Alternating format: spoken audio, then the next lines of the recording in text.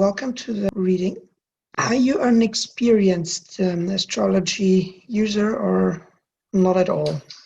No, I'm not. I had an interest when I was a young child and early in my teens, but I think within the last 3 or 4 years, I've done a natal chart and from different websites, kind of like put together like just real basic understanding of what was Okay. explained, but like the details that you're going to do, no.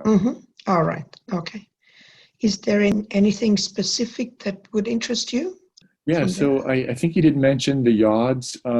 Yeah. So I did look into that. I don't know too much about that, so that would be Mm, good. And mm, then I have a couple questions. mm. I'm going to start a business endeavor with a realtor friend, and so I'm just Okay. wanting to get an idea of the Mm, dynamics of mm. um, Sure. that endeavor, and then Mm, I have a really good feeling about it, but I know there's going to be challenges. So, mm. specifically with the business endeavor coming up at the beginning of the year, Okay. Mm, then I don't have anything specific about an inheritance, but I did read in my natal chart, I forget under which planet, but that there is most likely an inheritance coming towards a later part of my life. And so I just wanted like some insight about that. mhm. Okay. So let's go through it. I would in general start with a generic overview of the chart Okay. and only then go to the yachts.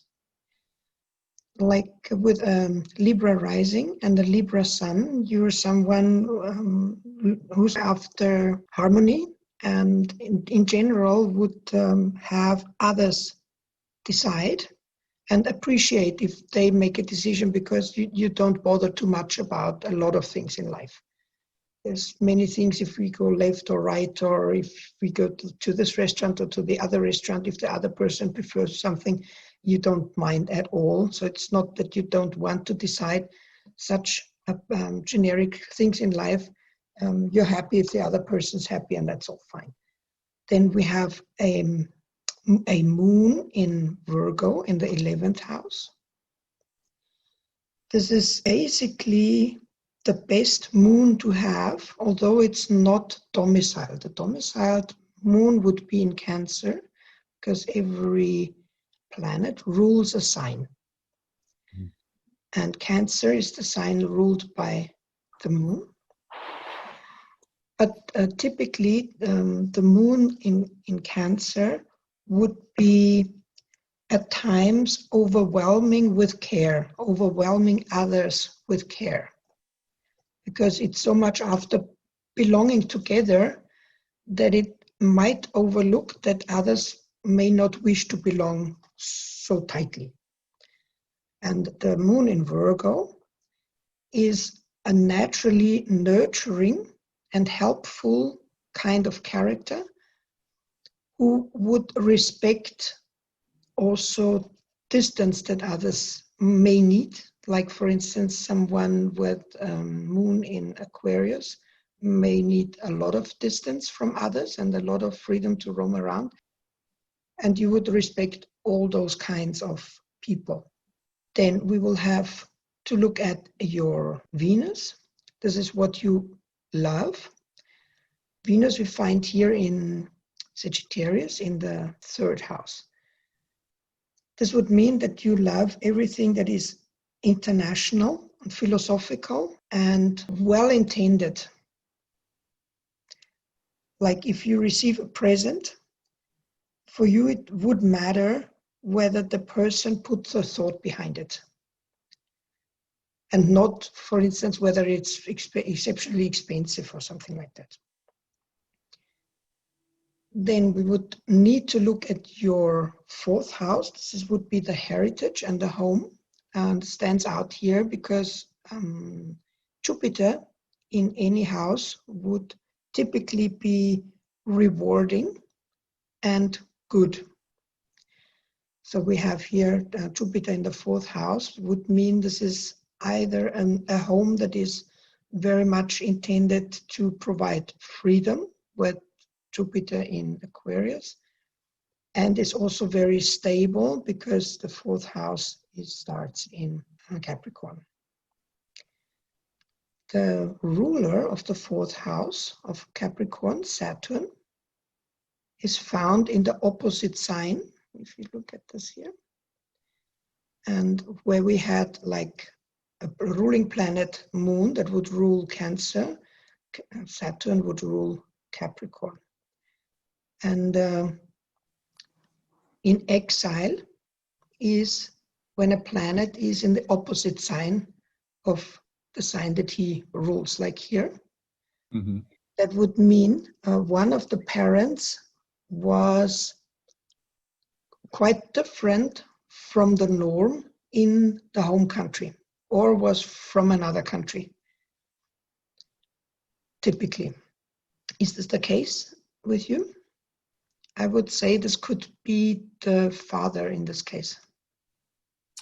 So my biological father, I have not met. Mm-hmm. Yeah, my parents were together for a short time in Oklahoma. Mm-hmm. And then my mom, when she was pregnant, she moved to Vancouver, Washington. I see. Okay. Yeah. So that might be the case here then. Mm-hmm. All right. I'm just looking what else can we find.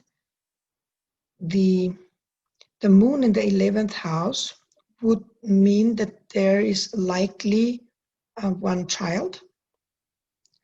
Could also be many, but I would say at least one. Then we would look at the yods. So how many yods do we find here? We have one, which has the Saturn here on is like a focal point. We call it the focal point of a yod. Mm-hmm. And the supporting planets would be Jupiter and Neptune. I start with this one because the focal point of the yod is the so-called finger. We call the yod also the finger of God or the finger of fate, which means that this typically poses challenges, and they can be, sometimes they can be easy, but at times they can be felt as a burden or a difficulty. So let's have a look. The Saturn in your life rules the home and is found in the 9th house. That would be the vision and the philosophy that you have, and everything that relates to far distance. So this would mean that you would tend to rather not move abroad. So you would not move to Japan or some far distant country. You would rather tend to be in an environment close to your birthplace. It can be that the history of your mother somehow impacted your philosophy in such a way that there would be a difficulty with belonging together. Does this resonate? Yeah, no, I wouldn't say been odds for years, but she she often just looks at me and either shakes her head or rolls her eyes, and so she's not surprised anymore by my philosophy and the way I live my life. Okay. Because it's changed over the years, and so but yeah, she had a strong influence growing up. She made me go to a evangelical Baptist church, and mm-hmm. Yeah. Okay, I understand. Okay, so this would already be it, I think. The idea that something with your philosophy isn't right would be the finger of this yod, and the learning would be that it doesn't matter what others think. The influence of parents is always great, but in this case, to emancipate, which you did, as I can already hear. So that's already done in the life. This is done in such a way that you typically we can own Saturn. if Saturn poses something as a challenge, we can always go and grab Saturn and make it ours, which means we put this discipline in the widest sense of the term onto ourselves, that we determine the philosophy and only we determine it. So we don't bother so much what others think, and still respect that they may have different views. So this is already the learning, I would say, here. Then we have, as a supporting planet, we have Jupiter. And now this is also clear what Jupiter can mean in the home of the fourth house. This can also be a religious home. Seeing that Jupiter is in Aquarius for your own personality, spirituality or philosophical ideas, looking at life the way you do it, is extremely free and open-minded and respectful toward the ideas of others. So this is the Jupiter that would have aided to how you live your Saturn with the belonging aspect, that you don't mind if others have different ideas. So this is the great help, that you have deep-rooted in your personality the sense of freedom for yourself and for others. Then we have Neptune here on the start of the third house, also in this Yod. So it's from 444 to 309 and 547. This is the degrees of the planets. When you interpret the Yod, it's important that we mind the exactness. So not more than 3 degrees difference. Like if it's here 444, then with 744 we're limited, for instance. So it should be rather exact, otherwise it would not be felt as a Yod in these planets belonging together. The other thing that would aid to this philosophy and how you live your Saturn as like your unique path, not influenced by opinions of others, is that others can't actually, with this Neptune, can't actually see who you are. They have no idea. The third house is, it's called, in the ancient readings, it's called your name. That means how others view you. And if Neptune is at the beginning of the third house, they can't see you. You're like a movie screen, a blank white screen, and they project their idea of you onto it, and it doesn't necessarily have anything to do with you because they can't see you. They project what they are, so it would be very informative for you what someone thinks of you, because it says something about them and not about you. Yeah. I know very well how this feels, because I have exactly the same. Yeah, it's pretty challenging, because I often I'm definitely myself, but then I try to come across or present myself as myself, but yet understandable, rational, and definitely touchable, which I do to some degree, but I think I'm often misunderstood. Yeah. Yeah. Mm-hmm. And this comes from Neptune. So if you know that others have no clue who you are, it's a good idea to clearly represent the style, the lifestyle, and the personality that you have, or that you chose to have, because to a certain degree we choose what we do with what we're given. Yes. We shape it, we greatly shape it. And with this Saturn, this would point at the fact that you deliberately shape how you are, what type of attitude you want to display, what type of manners you want to display. So you put a lot of thought into what you consider a good person, a good life, and how these things should play out in your life. And this comes probably also from the experience that others misinterpret you or misjudge to the one and the other end. So these three planets play a lot into each other. This respect for the other person's opinion, the confusion that others see things that you don't have, that you don't display, and as probably also as a result from it, that you put a lot of thought to how to shape yourself, how to go about life, and you put a lot of effort into being a good person, probably. Very much so. Mm-hmm. Try to be the best me that I can be. Mm-hmm. And this is the Yod here, basically. So this probably influenced early on by this confusion that others don't seem to see you.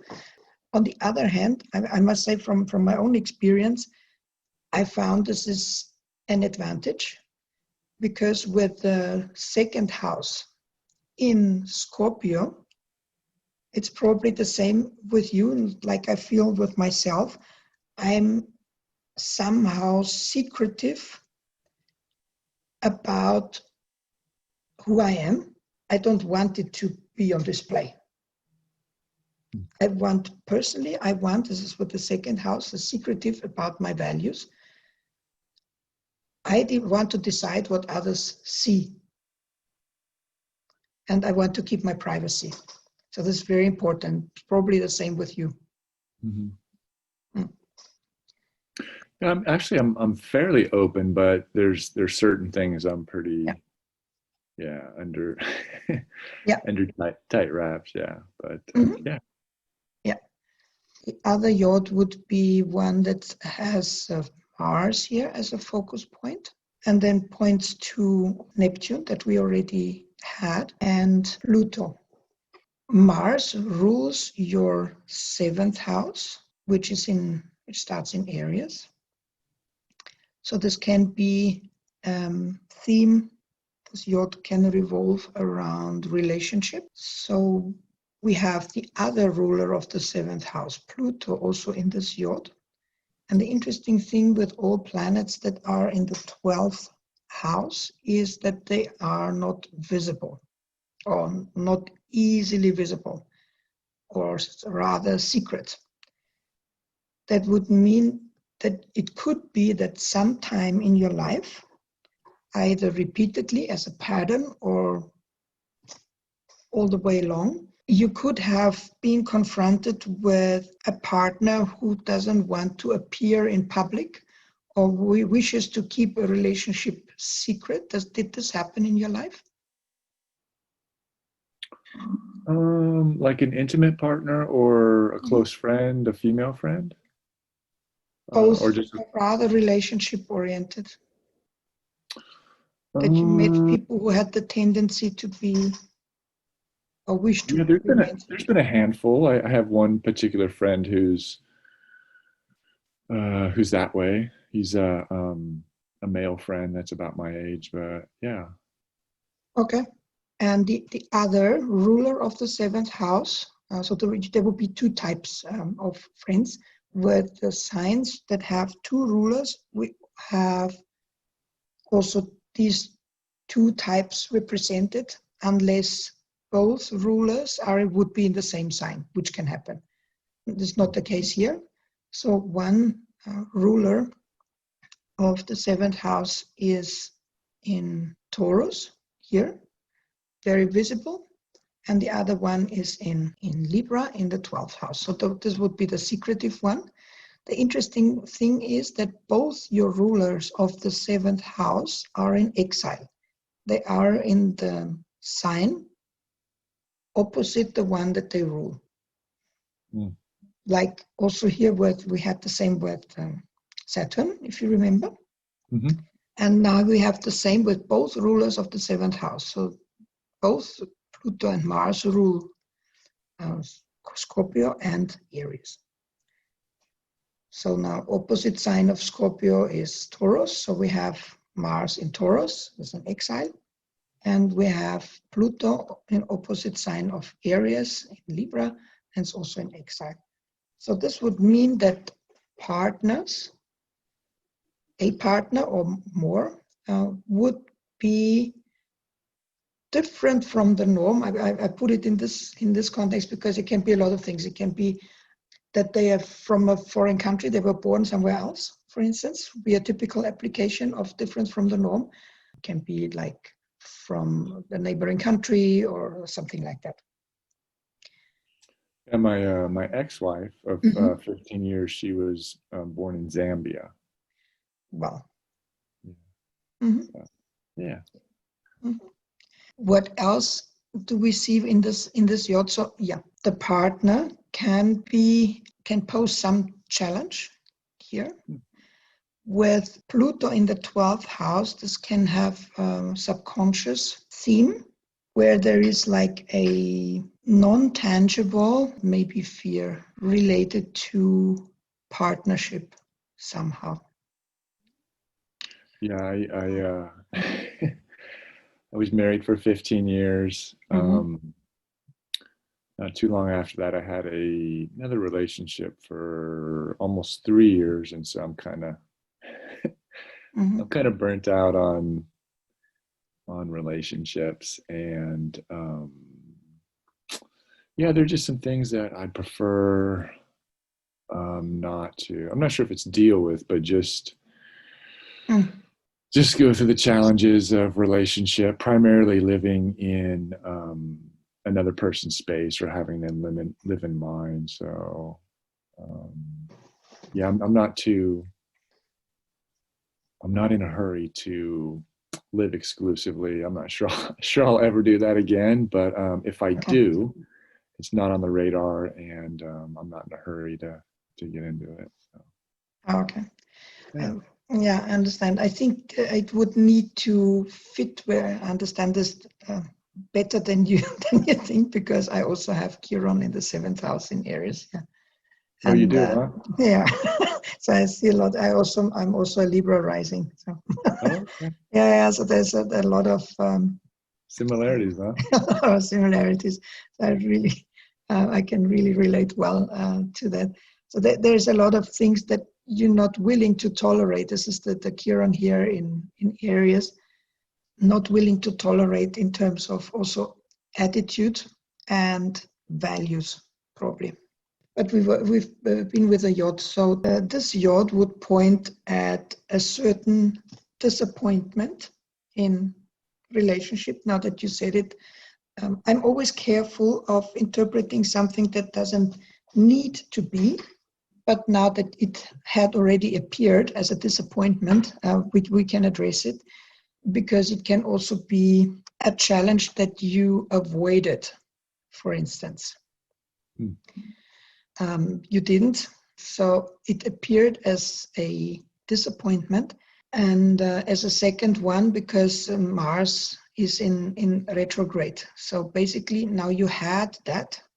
And with this learning and integrating the learning is also in Chiron here in the 7th house, that now you know what you want and what you don't want.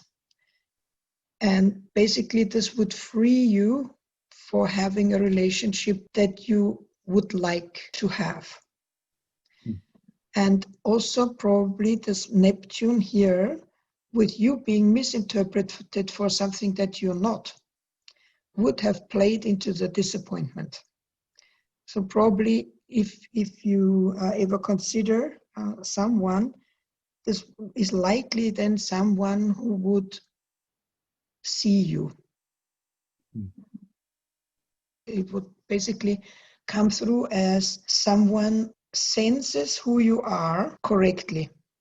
You won't see these types of problems that you had seen in the past when you were not seen as who you are. So basically, it will less be seeing and more feeling, like sensing the you that you are somehow correctly. let me see. I think there is a third yod. Just a sec. Yeah, there is a third yod.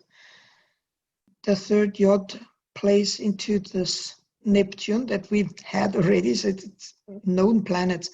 So it's between the focus point Neptune and Saturn here in the ninth house and Mars. So I'm not seen here is the Neptune. Here is the focus point of the third yod. That would mean that the challenge that you spoke about, that people don't seem to misinterpret you and project their own ideas onto you, and this can come out as anything basically, would mean that, I call this for myself because I also have it, I am my own PR, public relations agent, and I decide what is on display and what is exactly not on display. And that's a very healthy thing to do in this regard. And so we've been through Mars and Saturn here, and this plays basically into the opposite direction now, points at Neptune, but it's the same themes that revolve here. So I decide for myself what are the values that I want to live, and that is it. And the type of partners that you are willing to accept in your life, and pointing at who you want to be. So you decide who you want to be and what you want to put on display. And that's perfectly all right. What else can we find? The business endeavor.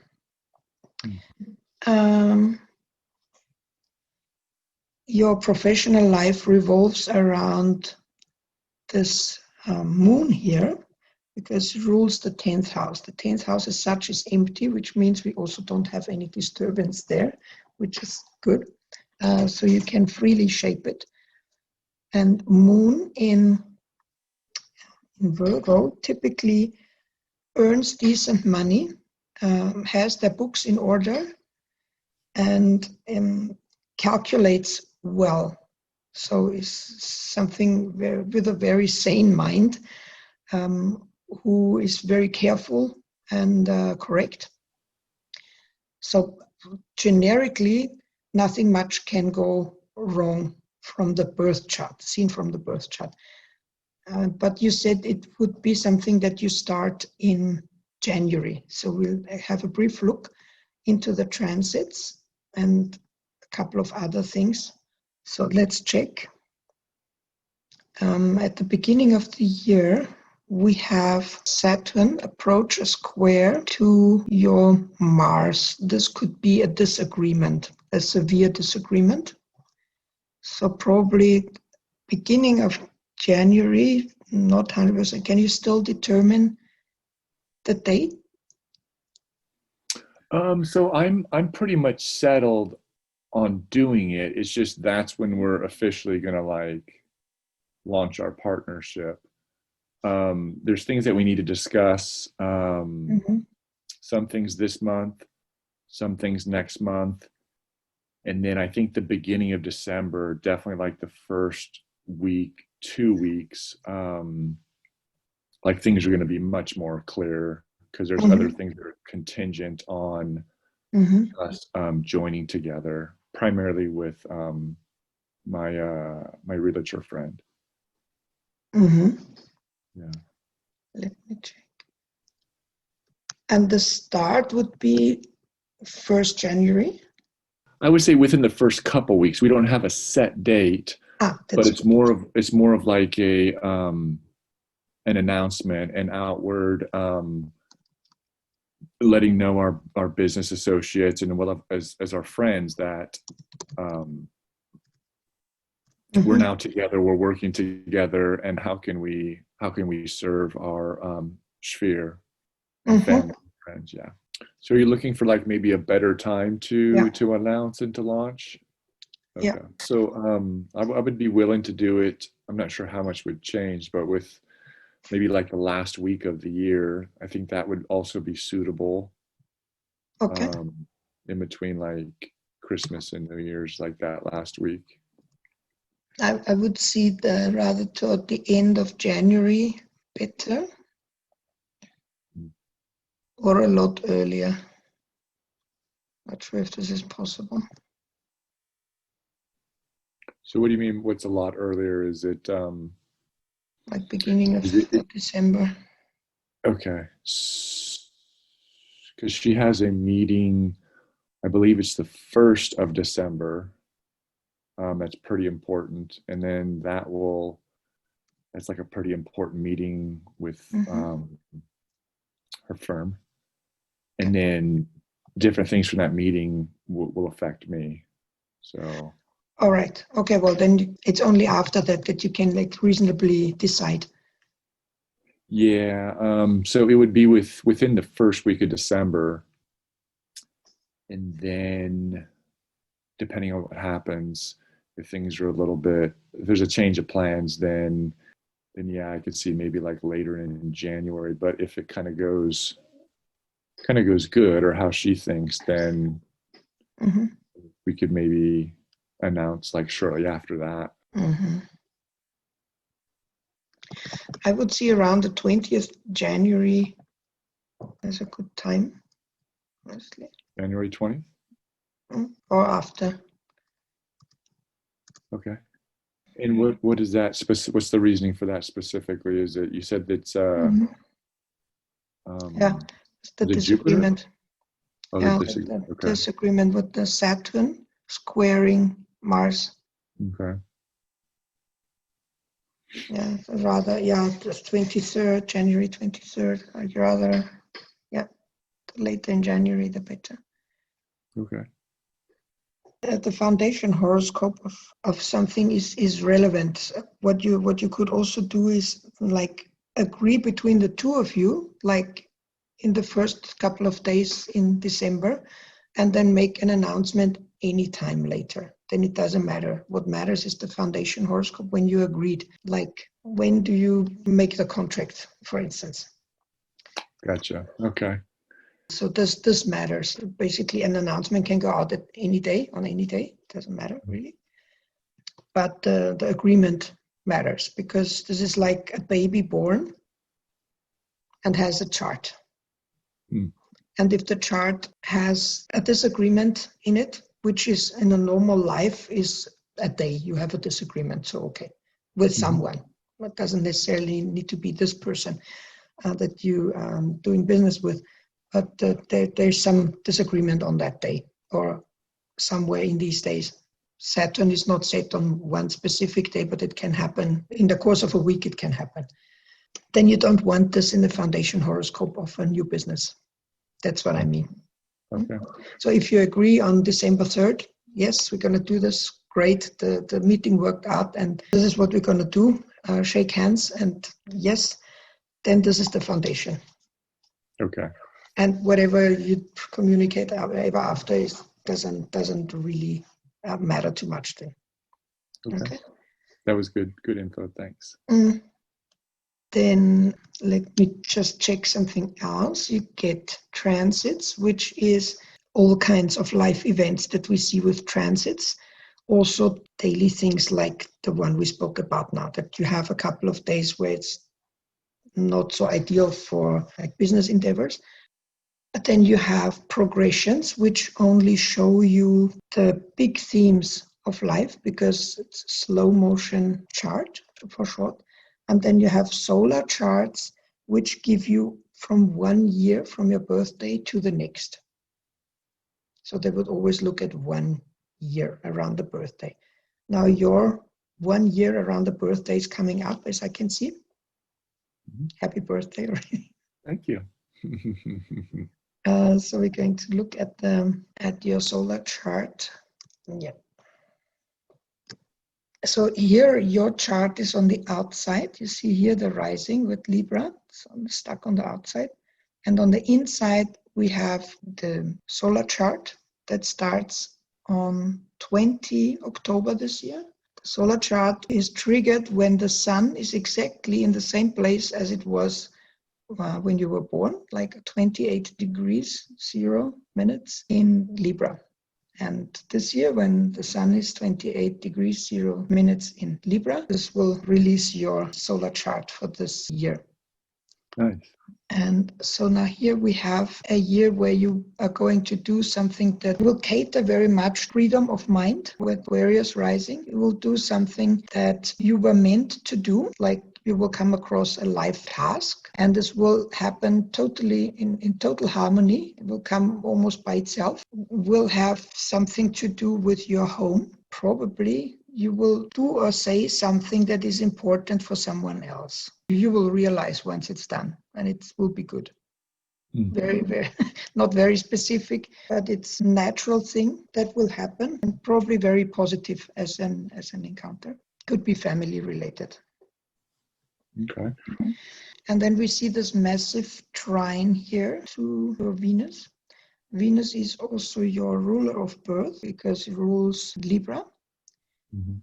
And so something in the current line of events is everything we have also with this corona crisis and whatnot that's going on at the moment. It has also to do with especially the conjunct between Pluto and Saturn here, because it's a burden. It's typically a burden. Those two planets is power and depreciation in this combination that affects the world at the moment. And interestingly enough, it will be positive for you. This comes by itself because a trine is a self-fulfilling aspect. You would need to unlock it because it's in an enclosed sign. Venus here is in a sign that doesn't have an own house. So the sign is enclosed in the 7th house, which means you would need to be active, but not with anything specific in mind. Just if you keep being active, which you are in any case, this will work for you extremely well, also financially. So we can also say that the business is likely to go well. I have a feeling, yes. Mm-hmm. Yeah, I do. Yeah. There's much more, what I do is I make a mental note of pros and cons, and I go down different paths of thought. Mm-hmm. But what I do with information, especially like I've shared this with a few close friends, is that mm-hmm. I'm very like cerebral, but there's certain information that comes to me mm-hmm. that it comes to me by way of feeling. So as I get the information, interpret it, it didn't mm-hmm. originate in my cerebral. It was like a vibration. It was like a feeling. Yeah, it pings you and it resonates, and you know this is important. Is this the case? Mm-hmm. Yeah, it's like a ping. Yeah, I know how this feels. Yeah, from all the noise, this is important. Yeah, I feel definitely the last 2 years, I feel my intuition, my sense of feeling and interpreting energy and vibration has only gotten clearer. It's mm-hmm. been more accurate and precise. So yeah, and this year also points at you. You see, you are not just the sun in your birth chart, but also the Venus, because it's the ruler of birth, ruling Libra.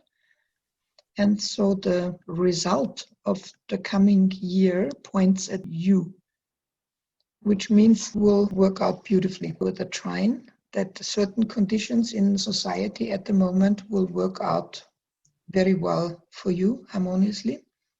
And so it will be very well received what you do. Awesome. It's like the right thing at the right moment or something like that.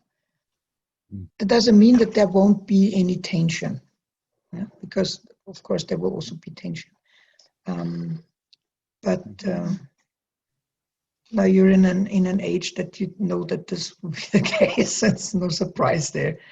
Yeah, I kind of, I wouldn't say expect it, or I don't want to try to create it, but I just know that, with going forward in growth and expanding, there's a lot of challenges.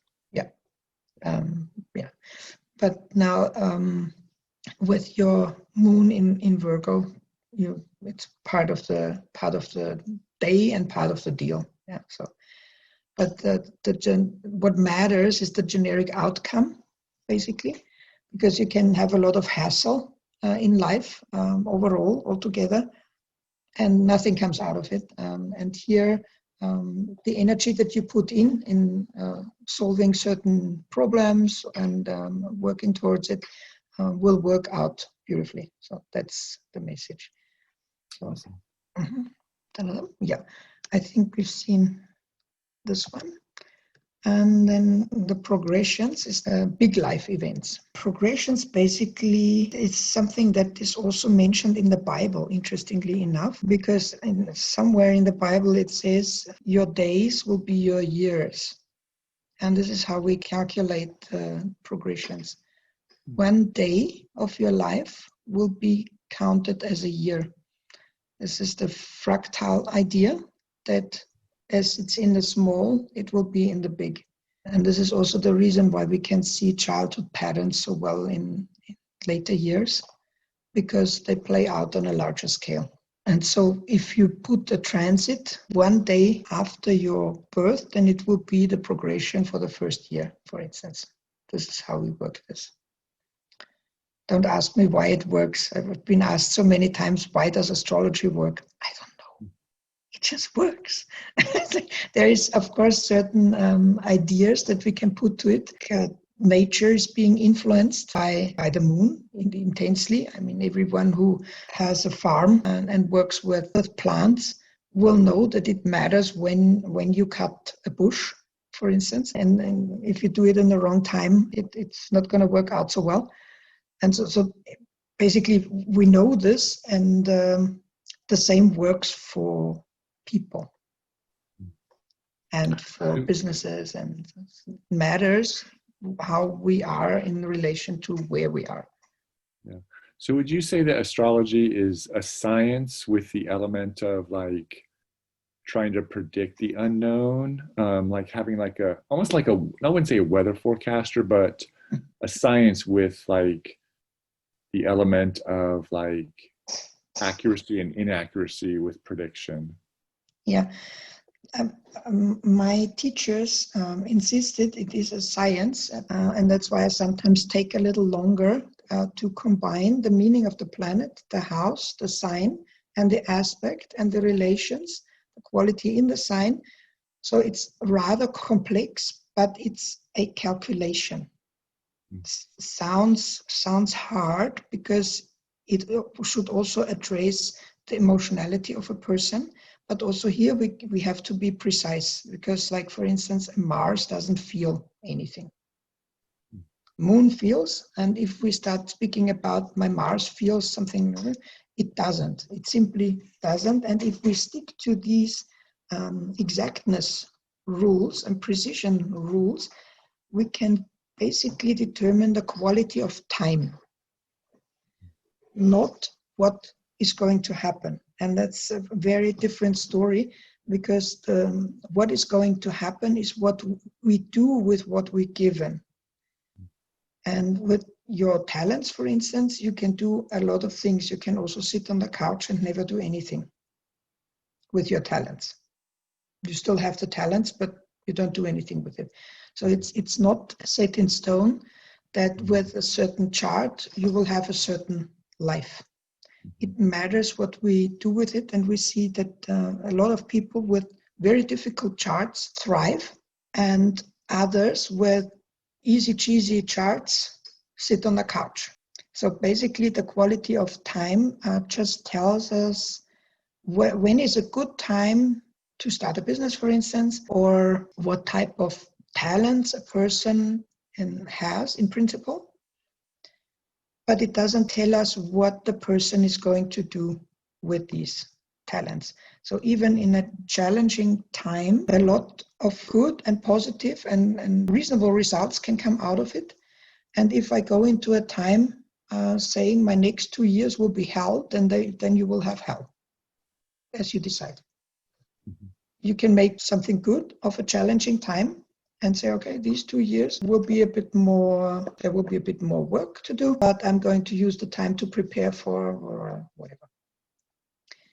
So this matters much, and so I think, from my part at least, I would say it's a good tool to keep myself informed about the quality of time that I'm going through, and this will enable me to make the best use of the time that I'm given.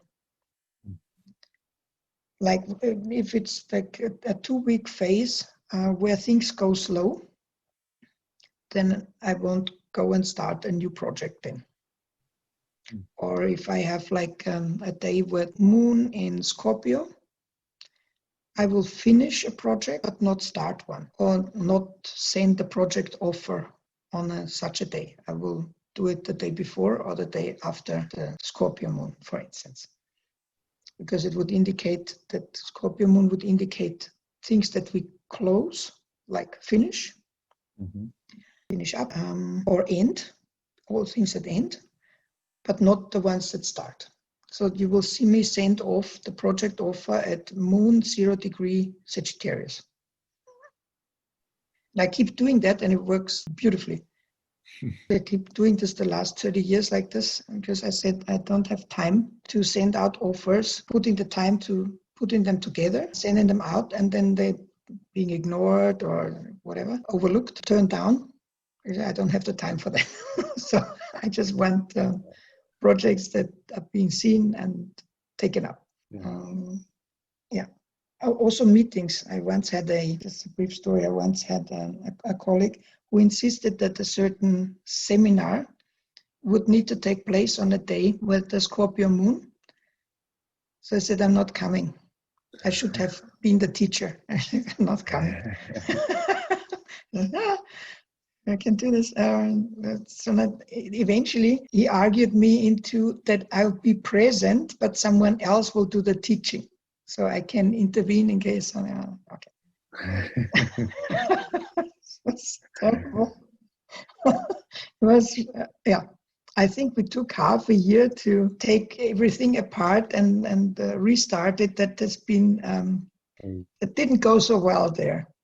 Oh. Yeah, people started arguing badly, and do this. Ever after we avoided. What do we have here? Yeah. We see here in the progression one interesting thing, that is Venus in void of course, as they call it. The last 30 seconds, I think I mentioned it in the beginning. And this is you. You are Venus. So you are somehow, to a degree, invisible at the moment, like between the worlds, no more here, but not yet there, something like that. Let me see when this ends. Yeah, soon. In March.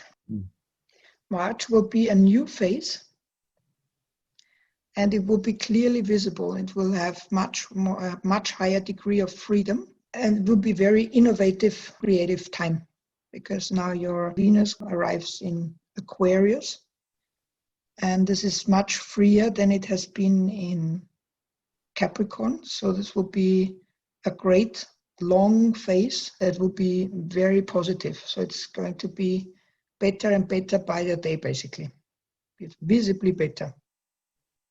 Starting in March.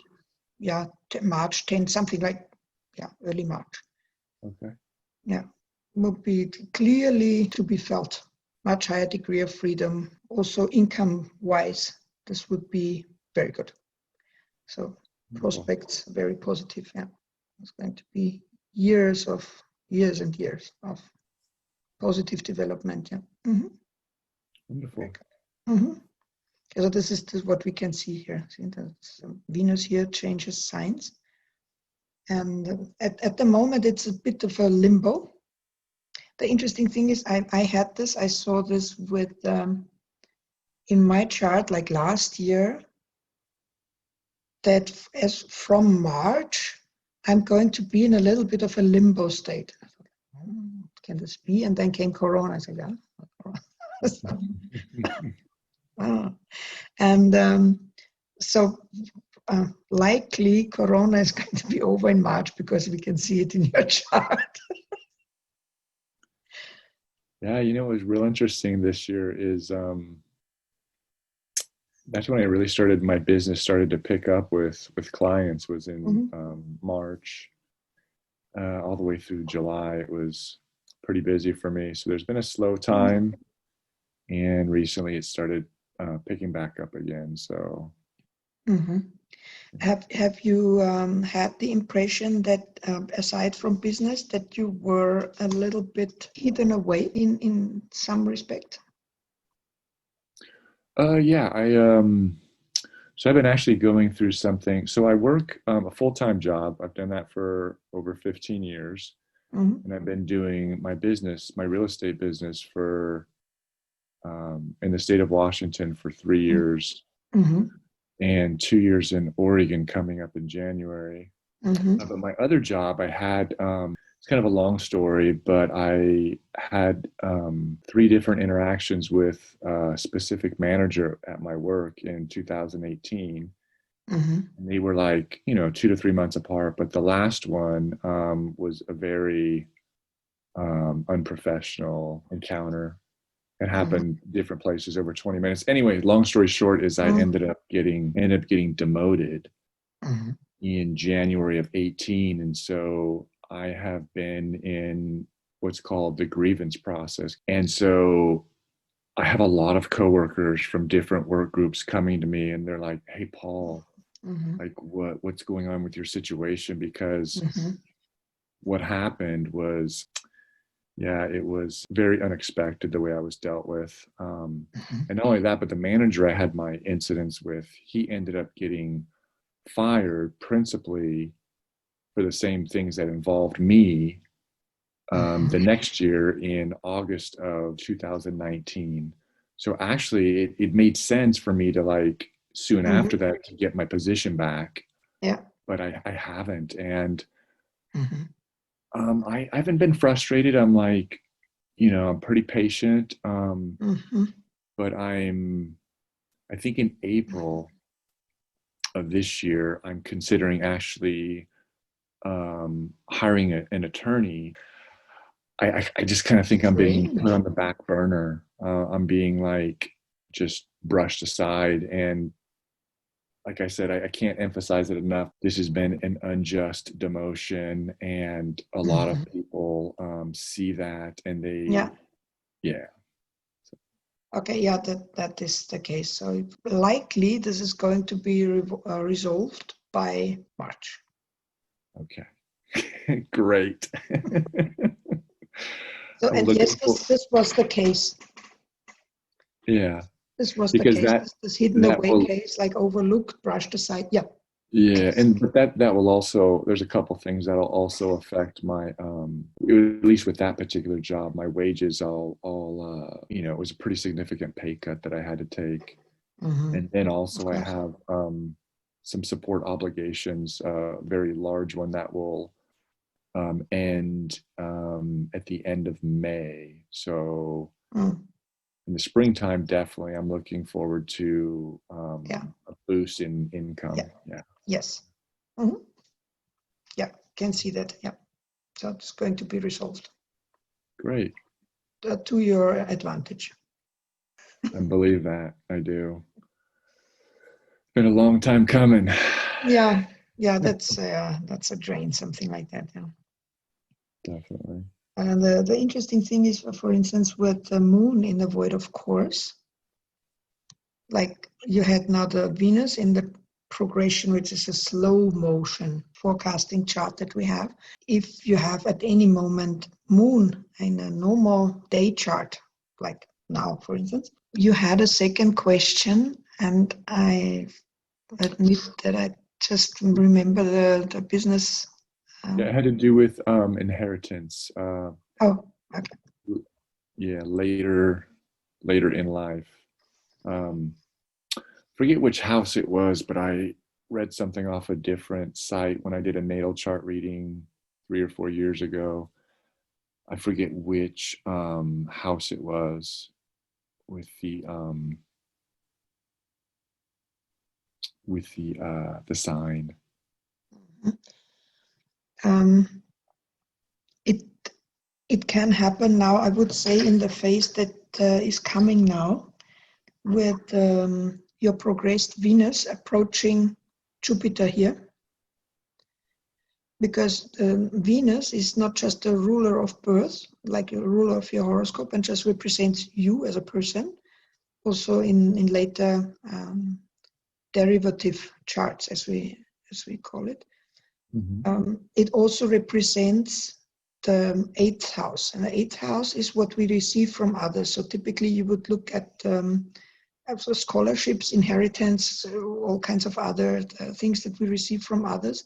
We would look at the 8th house. And now, so ruler Venus of the 8th house will approach Jupiter. And this is probably when you meet like something greater as I won't say it's necessarily an inheritance, but a larger sum of money, a gift, a precious gift, so much. Okay. So probably the progression also showed that this might come. Yeah. Can say it's in the next couple of years. We can check if we can find it. See. You see here that Venus is approaching Jupiter. It's possibly even twice. Yeah, I would say in the next 2-3 years, probably. Okay. We'll be on the lookout. Okay. All right. I think that was it. For today, yeah. Yeah. Any more question at the moment? Or? No, I don't think so. Not off the top of my head, I can. But whenever something comes to mind, please feel free to reach out. We're connected on Facebook anyway. Yeah. Okay. So thanks a lot, and have a nice evening. Yeah, thank you. I appreciate it, Joanne. Thank you for your time and thank you. Trying to make sense of this chart, because it's like a foreign language to me. Well, it's a good one. So yeah. Yeah. All right. Well, thank you again, Joanne. I appreciate it. Thank you. Bye-bye. Good night. Bye. Bye. Good night.